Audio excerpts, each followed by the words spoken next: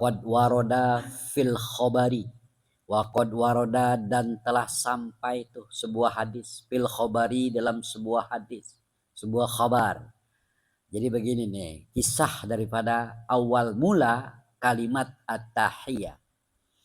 Anan nabiya bahwasanya Nabi Muhammad sallallahu alaihi wasallam Lailatul Isra'i pada saat malam Isra. Jadi ini kisah di malam Isra ketika Rasul diangkat ke langit ya, Isra dan Mi'raj. Nah, pada malam Isra itu lamma jawaza sidratal muntaha, tatkala Rasul sallallahu alaihi wasallam Rasul melewati sidratal muntaha kepada atas sidratul muntaha. Ya, di Sidratul Muntaha Rasul telah sampai lewat di Sidratul Muntaha. Apa yang terjadi? Ghasyathu sahabatun min nurin fiha. Ghasyathu maka menutupnya sahabatun awan itu min nurin terbuat dari cahaya. Jadi ketika Rasul sallallahu alaihi wasallam sampai di Sidratul Muntaha, ketinggian yang paling tinggi dan tertinggi, tidak ada yang mampu berangkat dan berada ke sana. Rasul sampai di situ, maka diselubungilah Rasul oleh awan. Awan itu terbuat dari cahaya. Fiha, di dalam awan tersebut minal alwani masya Allah. Di dalam awan-awan tadi itu minal alwani terbuat dari berbagai macam warna-warni. Masya Allah, semua itu kehendak Allah. Jadi Rasul diselubungi oleh awan. Awan itu bermacam-macam warna. Jadi pernak-pernik warna ada di awan itu. Itu masya Allah, sesuatu sesuai dengan kehendak Allah. Ya begitulah. Jadi begitu tuh, ya begitu. Nah akhirnya apa yang terjadi setelah itu? Pawaqafa Jibrilu walam yasir ma'ahu. Pawaqafa maka tiba-tiba waqaf, berhenti. Siapa yang berhenti? Jibril. Karena kan malaikat Jibril dari awal selalu menyertai dan membimbing, menemani Rasulullah SAW. Mulai dari mana? Ya mulai dari Masjidil Aqsa terus sampai ke atas. Mulai dari Mekah terus ke atas ya. Mulai dari Masjidil Haram ke Masjidil Aqsa terus langsung ke atas. Itu Jibril selalu menemani dan tak terpisahkan, selalu mengiringi dengan buraq ya, dengan buraqnya. Nah tiba-tiba pas Rasul SAW sampai di Sidratul Muntaha, tiba-tiba Jibril berhenti, nggak melangkah. Pawaqafa Jibril, maka waqaf Jibril, berhenti Jibril. Walam yasir ma'hu, dan tidak bergerak, tidak berjalan bersama Nabi. Faqala lahu, maka bertanya lahu kepada Jibril. Siapa yang bertanya? An-Nabiyyu, Nabi Muhammad sallallahu alaihi wasallam. Nabi bertanya kepada Jibril, la tatrukni asiru munfaridan.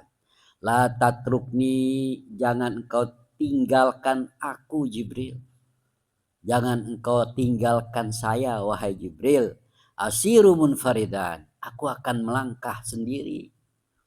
Aku melangkah sendiri nih. Jangan kau tinggalkan, kalau bahasa kita begitu. Jibril jangan tinggalin, masa aku berangkat sendiri? Nah begitu maksudnya.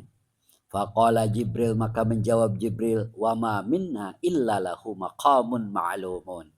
Wa ma minna, dan tidaklah di antara kami para malaikat. Wa ma, tidaklah, minna, dari di antara kami para malaikat, illa, kecuali, lahu, bagi malaikat itu, maqamun ma'lumun, derajat atau maqam atau tempat yang telah ditentukan, yang telah diketahui. Jadi tidak semua kami mampu melangkah menuju Sidratul Muntaha kecuali mereka yang telah ditentukan derajatnya. Saya, kata Jibril, itu tidak akan mampu berangkat ke situ. Karena memang belum waktu dan tidak diizinkan. Bukan makom saya. Kata Jibril begitu. Itu bukan derajat saya untuk masuk ke Sidratul Muntaha. Karena Nabi sendiri baru tumben ke sana dan sebagainya gitu kan. Kan gak enak kalau tinggal. Akhirnya Nabi agak sedikit memaksa. Sir ma'i. Berangkat, melangkah wahai Jibril bersama saya. Temenin saya. Walau khotwatan, walaupun satu langkah. Dikit lagi sampai ke Sidratul Muntaha nih. Walaupun satu langkah wahai Jibril, temenin dah saya. Walaupun satu langkah. Begitu kata Nabi. Akhirnya karena dia sahabat Nabi, istilahnya dari awal sampai akhir ditemenin. Baik dah kata Jibril, pasaro ma'ahu. Pasaro maka melangkahlah, berjalanlah Jibril. Jibril berjalan, ma'ahu bersama Nabi. Khotwatan, walaupun khotwah, satu langkah. Akhirnya Jibril satu langkah jalan juga dan nih. Ngenakin Nabi gitu. Walaupun dia tahu nanti apa yang terjadi. Fakada ayah tariko minan nur wal jalali wal haibah. Tatkala Jibril melangkah satu langkah bersama Nabi. Fakada maka hampir saja. Fakada maka hampir. Ayah tariko minan nur. Ayah tariko Jibril terbakar minan nur dari cahaya, wal jalali dan kebesaran, wal haibati dan kedahsyatan. Dahsyat dan agungnya sebuah cahaya mampu membakar Jibril. Hampir saja Jibril terbakar, hampir, tapi tidak terbakar karena dia hanya satu langkah. Dua langkah lagi Jibril berjalan, niscaya Jibril terbakar. Karena Jibril itulah malaikat termulia dan sayyidul malaikah. Maksudnya adalah raja di antara para malaikat. Nggak main-main loh Jibril itu. Gitu ya. Malaikat terbesar, malaikat terhebat, malaikat yang menguasai, merajai seluruh malaikat, rajanya malaikat. Kalau Nabi, rajanya, sayyidnya adalah Nabi Muhammad. Sayyidul Anbiya wal Mursalin. Kalau malaikat, Jibril. Sayyidul Malaikah, sayyidnya, rajanya para malaikat. Dia terbakar kalau dia melangkah satu langkah lagi. Terbakarlah Jibril ketika dia masuk ke pintu Sidratul Muntaha. Begitu ya. Nabi Muhammad enggak. Bukti dia bisa tuh masuk. Ya. Tuh begitu dah ya. Lalu apa yang terjadi nih ketika Jibril hampir terbakar? Tapi tidak jadi terbakar. Nah, ketika terjadi itu hampir terbakar, apa yang terjadi? Wasohuro wazaba hatta soro kodrol usfuri. Wasohura lalu wasohuro lalu mengecil, jadi kecil. Siapa yang jadi kecil? Jibril. Jibril jadi kecil, seret, saking panasnya. Wazaba dan meleleh. Ya begitulah, mengecil meleleh. Hilang semua kewibawaan Jibril, hilang semua keagungan Jibril. Gitu ya, seperti itu dah kisahnya. Hatta soro kodrol usfuri, hatta sehingga soro jadilah si Jibril itu, maka jadilah Jibril menjadi kodrol usfuri, besarnya seukuran usfur, besarnya seukuran burung emprit. Tahu burung emprit kan? Burung gereja itu begitu, kecilnya segitu. Nah begitu Jibril mau melangkah kata Nabi Muhammad sih paksa. Jibril kagak enakan orangnya kalau gitu begitu dah ya. Namanya sahabat. Udah tahu kalau Jibril nih nggak kuat saya. Kata Nabi Muhammad, sir ma'i. Ayo jalan melangkah bersama saya walaupun satu langkah, walau khotwatan. Iya dah gitu kan, karena teman itulah kesetiaan seorang teman. Jadi kalau kita kata Sayyidina Umar, kalau kamu ingin melihat dan menyaksikan temanmu sejati, ajak dia pergi jauh dan lihat karakter dia nanti ketika kamu berjalan jauh. Apakah dia nanti istilahnya nggak betah, apakah cerewet, apakah menyusahkan atau menyenangkan atau setia dalam keadaan apapun. Jadi kita tahu sejatinya seorang teman tatkala kita berpetualangan bersama dia dalam mengarungi susah dan indahnya sebuah perjalanan. Nah, kalau dia bilang cerewet banget ngajak pulang mulu, ajak pulang lah. Itu bener nih. Kalau lagi susah dikit ngeluh. Nah, ini tapi dia ya susah senang bersama ketika dalam misi perantauan dan misi perjalanan. Jibril begitu. Ketika dia sudah nyatakan kayaknya saya nggak mampu ini. Karena dia merasa teman sejati, artinya hidup dan mati yuk kita bersama. Iya, siap dia menjalankan itu. Wahai Jibril, satu langkah saja temani saya. Mau, padahal Jibril udah tahu. Nah begitu dia terbakar, hampir terbakar, baru Nabi Muhammad sadar. Oh iya, ternyata dia tidak mampu. Tapi Jibril sudah menunjukkan kalau dia tetap setia.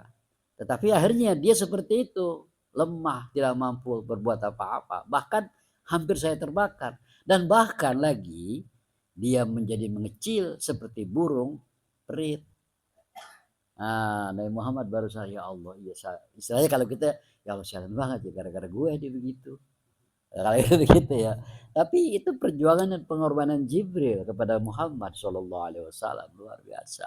Kesetiaan malaikat Jibril ke Nabi sampai di situ, gitu kan.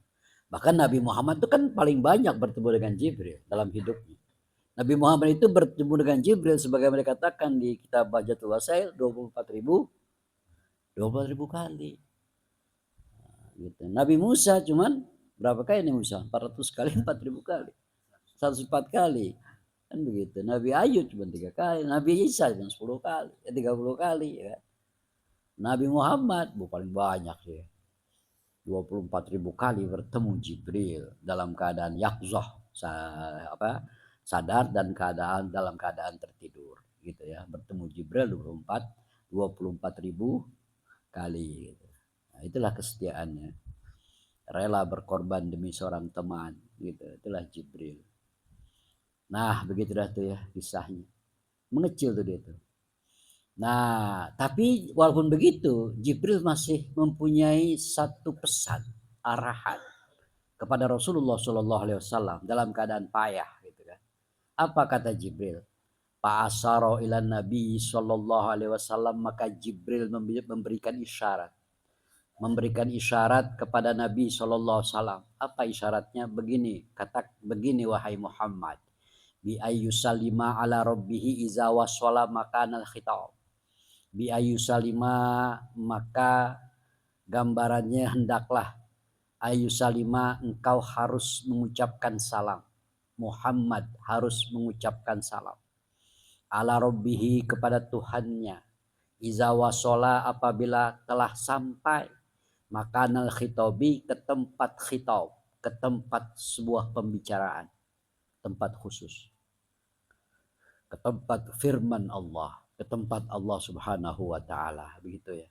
Malaikat Jibril walaupun sudah payah, udah seperti burung kecilnya, udah kayak burung emprit, tetap dia memberikan isyarat. Wahai Nabi Muhammad, wahai Muhammad, apabila nanti kau bertemu dengan Tuhanmu di suatu tempat engkau berbicara dengan Tuhanmu, maka ucapkan salam. Ucapkan salam wahai Muhammad, begitu. Nah, itu jadi maka Jibril tetap memberikan ajaran. Oh, ya. Pesan-pesan Jibril tatkala Muhammad sedang atau akan menghadap Tuhannya. Nah, akhirnya apa yang tadi? Falamma wasola dan tatkala. Falamma dan tatkala. Wasola telah sampai. Siapa yang telah sampai? An-Nabiyu, Nabi Muhammad SAW, ilaihi, kepada Robnya. Qala, maka berkatalah Nabi, at-tahiyyatul mubarakatus sholawatut thayyibatulillah. Nah, inilah ucapan Nabi ketika bertemu dengan Allah Subhanahu wa taala di Sidratul Muntaha saat malam Mi'raj. Waduh, bagaimana ini? Emang ada riwayatnya katakan ketika itu Nabi assalamualaikum, gak ada jawaban. Di riwayat yang lain nih, assalamualaikum, Allah tidak jawab, Allah diam aja. Assalamualaikum, nggak ada yang jawaban, Allah diam saja. Kemudian Jibril mengarahkan, ya Muhammad, kul, gitu kan. at-tahiyatul mubarakatus sholawatut thayyibatulillah. Wahai Muhammad, katakan salamnya begini, at-tahiyatul mubarakatus sholawatut thayyibatulillah. Itu salamnya begitu untuk bertemu dengan Allah Subhanahu wa taala. Bukan assalamualaikum, bukan. Begitu maksudnya. Ada riwayat mengatakan begitu. Nah, ketika Rasul Shallallahu Alaihi Wasallam sudah mengucap salam dengan lafaz, dengan kalimat at-tahiyyatul mubarakatus sholawatut thayyibatu lillah.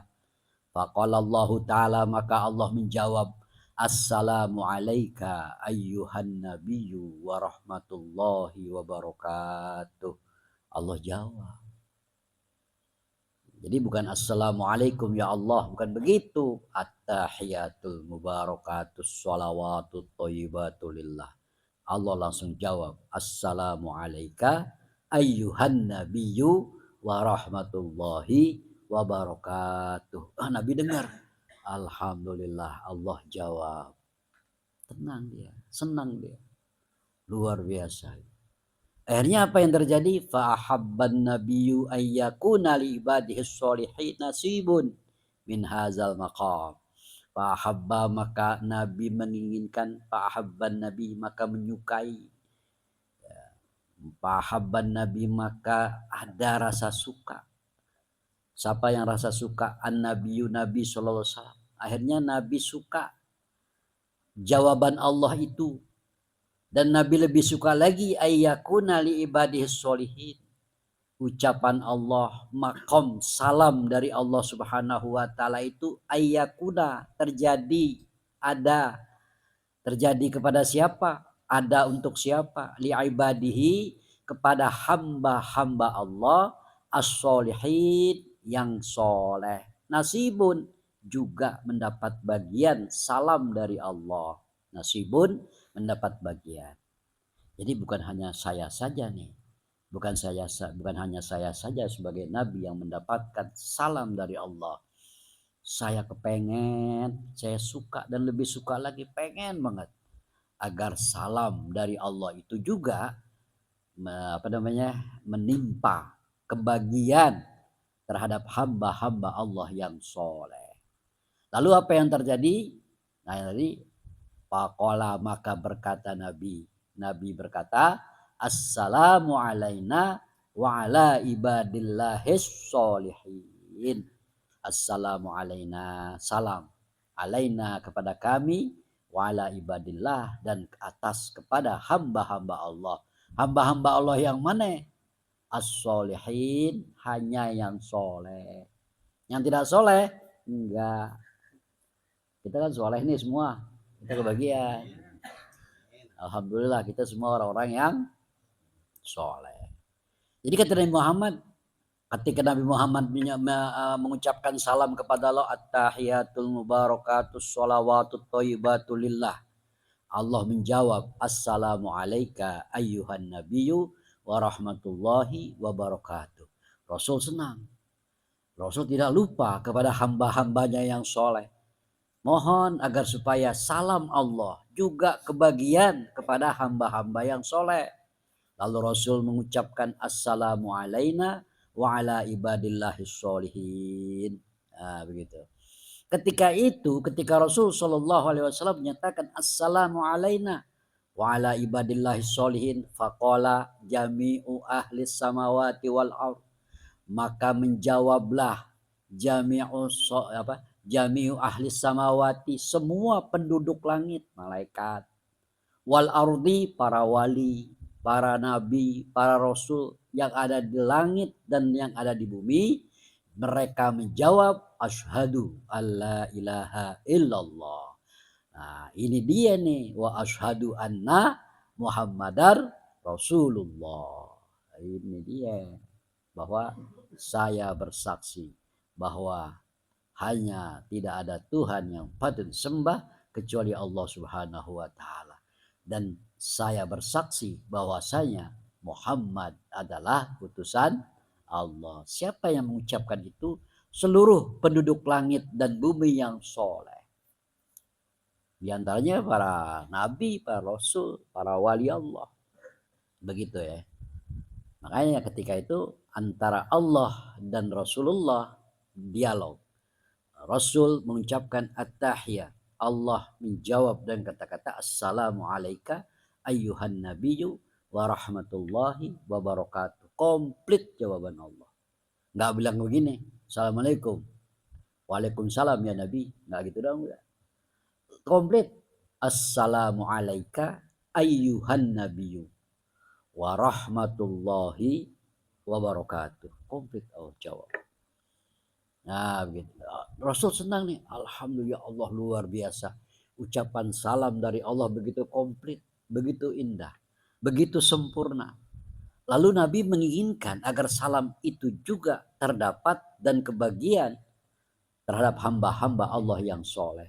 Nabi melangsungkan, Nabi merangkaikan salam Allah itu dengan menyatakan assalamu alayka ayyuhan assalamu alaina wa ala ibadillahis sholihin. Tiba-tiba seluruh malaikat penduduk langit dan seluruh malaikat dan juga para nabi, para rasul, orang-orang soleh, para wali Allah yang ada di dalam bumi pun menjawab. Ya, menjawabnya bagaimana? Apakah salam juga? Ya enggak. Bukan salam jawabannya. Jawabannya asyhadu alla ilaha illallah wa asyhadu anna Muhammad Rasulullah. Aku bersaksi. Maksudnya kenapa? Terdapat dua terdapat dua pembicaraan. Yang satu zat yang maha berkuasa yaitu Allah Subhanahu wa taala, yang kedua adalah makhluk sebagai utusan Allah. Nah, mereka berdua berdialog. Dalam dialog itu keduanya menyampaikan salam dan keselamatan, kesejahteraan. Nah, begitu. Yang satu mengucapkan, Rasul mengucapkan at-tahiyat sebagai penghormatan tertinggi kepada Sang Maha Tinggi. Kemudian Sang Maha Tinggi memberikan apresiasi kepada hambanya yang soleh yaitu Rasulullah SAW dengan menyatakan assalamu alayka ayyuhan nabiyyu wa rahmatullahi wa barakatuh. Rasul tidak pelit. Rasul ingat kepada hamba-hamba Allah, kepada hamba-hamba Allah yang soleh. Dia pengen salam dari Allah itu bukan hanya buat dirinya sebagai nabi dan rasul, tetapi juga buat seluruh hamba-hamba yang soleh. Lalu Rasul menarik salam Allah itu untuk disampaikan kepada hamba-hamba yang soleh dengan menyatakan assalamu alaina wa ala ibadillahis sholihin. Ketika itu Rasul menyatakan seperti itu, maka terdengarlah jawaban dari seluruh penduduk langit dan bumi menyatakan asyhadu alla ilaha illallah kepada Allah wa asyhadu anna Muhammadar Rasulullah kepada Muhammad yang pada saat itu sedang berdialog. Dan juga dialog itu membawa keberkahan, keselamatan dan rahmat bagi kami. Oleh karena itu, jadilah orang-orang yang soleh. Kenapa? Karena orang-orang yang soleh selalu didoakan oleh seluruh orang-orang yang sholat di seluruh dunia. Begitu. Kenapa sih orang-orang soleh itu pasti apa? Pasti masuk surga. Ya karena didoain. Doain siapa? Sama orang-orang yang sholat. Emang iya dalam tasyahud awal dan tasyahud akhir doa semua orang-orang yang soleh itu tertuju kepada hamba Allah yang soleh. Kamu soleh tidak? Saya soleh. Menjalankan kewajiban dan meninggalkan apa yang dilarang. Berarti saya adalah orang soleh. Saya tidak pernah berdusta. Selalu soleh, saya selalu ikhlas dalam menjalankan apa saja yang Allah perintahkan dan apa saja yang Allah larang. Dan saya ridha terhadap apa yang Allah berikan. Saya ikhlas, saya ridha. Begitu ya. Umpama seperti itu. Nah, orang seperti itu didoakan terus, didoakan oleh miliaran manusia yang melakukan sholat di seluruh dunia. Dia mendoakan bagaimana doanya? Doanya lah assalamu alaina wa ala ibadillahis sholihin. Jadi Nabi mengucapkan itu untuk diteruskan kepada seluruh umatnya yang sholat. Di mana nanti seluruh umatnya saling mendoakan. antar mereka, tapi khusus bagi yang soleh. Kenapa bagi yang soleh? Karena doa ini ada di dalam sholat. Kalau di luar sholat, mungkin kaum muslimin wal muslimat, mukminin wal mukminat, itu di luar sholat. Kalau di dalam sholat khusus solihin, orang-orang yang soleh. Begitu ya. Makanya Nabi Allah Yusuf berdoa, wal hikni bis solihin. Ya Allah, matikanlah aku dalam Islam dan kumpulkan aku kepada orang-orang yang soleh. Emang Nabi Yusuf nggak soleh? Nabi Yusuf lebih soleh daripada orang-orang yang soleh. Tapi dia tetap dalam doa mohon dikumpulkan dengan orang-orang yang soleh. Artinya apa? Orang yang soleh itu adalah orang yang tertinggi. Dan mereka menjadi nabi karena soleh. Mereka menjadi wali karena kesolehannya. Gitu ya. Ada yang namanya soleh kan di sini. Bersyukur ya, mudah-mudahan jadi orang yang soleh. Gitu. Ya. Ada solihin nggak masuk sekarang. Bolos mulu. Dikit lagi ya. Dikit lagi tanggung. Nah, dah gitu tuh ya. Jadi seperti itu. Jadi asyhadu alla. Jadi nah, itu semua diabadikan. Perjumpaan Allah dan perjumpaan Rasul dan Allah Subhanahu wa taala dan doa Allah, rahmat Allah kepada Rasul dan doa Rasul kepada seluruh hamba-hamba yang soleh itu diabadikan dalam sunnah abad ketika sholat dan dalam rukun sholat yaitu ketika tasyahud akhir. Apa bunyinya? At-tahiyatul mubarakatus sholawatut thayyibatulillah. Assalamu alayka ayyuhan nabiyyu wa rahmatullahi wa barakatuh. Assalamu alayna wa ala ibadillahis sholihin. Ashhadu an la ilaha illallah wa ashhadu anna Muhammadar Rasulullah. Langsung sholawat tuh. Allahumma sholli ala sayyidina Muhammad. Gitu dah. Selesai tuh tahiyat apa tasyahud. Selanjutnya adalah sunnah. Sunnah tahiyat yaitu sholawat Ibrahimiyah dan doa-doa setelah itu. Begitu ya. Nah, jadi itu diabadikan. Begitu besar tuh artinya sejarah itu ya, nggak main-main. Nah, kemudian wa inna malam yahsul nabi misluma hasala li jibrila minal masyaqqati wa adami taqati. Wa inna dan hanya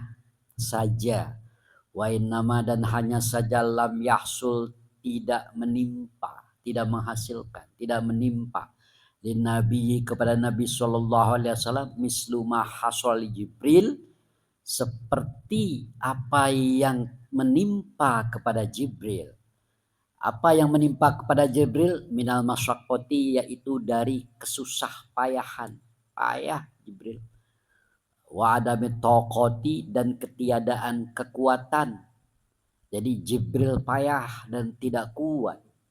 Nabi Muhammad tidak sampai tertimpa itu. Jibril tertimpa kepayahan dan ketidakkuatan. Emang kenapa tuh begitu? Kok bisa? Begini, li'anna nabiyya, karena bahwasanya Nabi Shallallahu alaihi wasallam itu muradun, orang yang dikehendaki, orang yang diizinkan, tamu yang diizinkan, yang dikehendaki oleh Allah Subhanahu wa taala, matlubun juga dituntut untuk masuk ke Sidratul Muntaha, untuk masuk dan bertemu Allah Subhanahu wa taala. Nabi itu orang yang diizinkan, dikehendaki dan dituntut. Makanya dia itu kuat. Jibril orang yang tidak dikehendaki, tidak dituntut untuk masuk ke Sidratul Muntaha. Nah, makanya Jibril tidak kuat begitu. Nah, ketika Nabi SAW muradun, orang yang dikehendaki, matlub, orang yang dituntut untuk masuk ke undangan Allah, yaitu Sidratul Muntaha. Oleh karena itu, fa'atahullahu quwwatan wasti'dadan litahammuli hazal maqam bi khilafi ghairihi.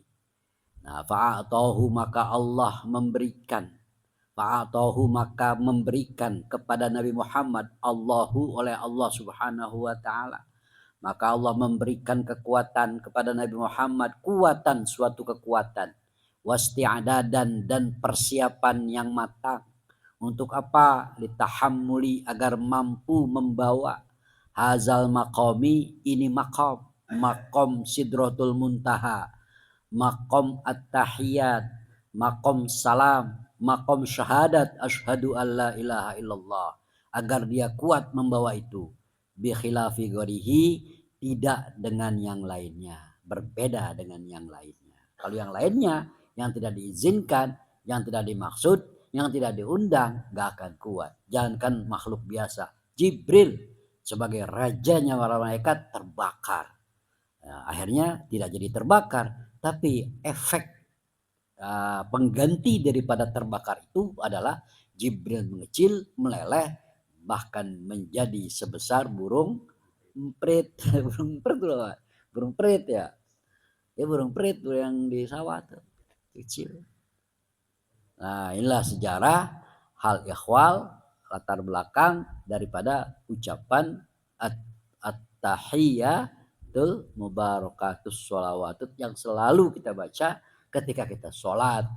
Jadi tahu sejarahnya. Jangan kamu baca doang tiap hari, tapi sejarahnya hal ikhwal, latar belakang ucapan at-tahiyat itu kamu nggak tahu. Jangan sampai kamu pakai, kamu baca itu tiap hari dalam sholat, tapi kamu tidak paham bagaimana asal muasal daripada kalimat at-tahiyatul mubarakatus sholawatut. Jangan sampai begitu. Maksudnya gitu. Jadi kita sebagai seorang muslim yang mengaku beriman menjalankan sholat 5 waktu, jangan sampai kita tidak tahu asal muasal bacaan at-tahiyatul mubarakatus sholawatut thayyibatulillah.